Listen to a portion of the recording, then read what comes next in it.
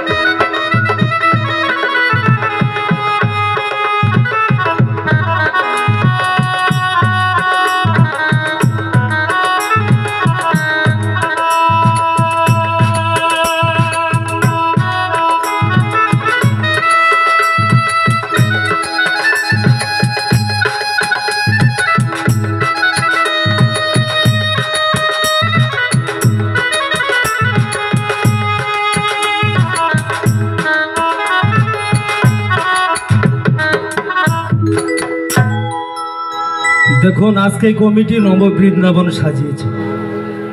কেন সাজিয়েছে? আপনাদের মতো সাধুগুরু বৈষ্ণবকে মনোরঞ্জন দেওয়ার জন্য।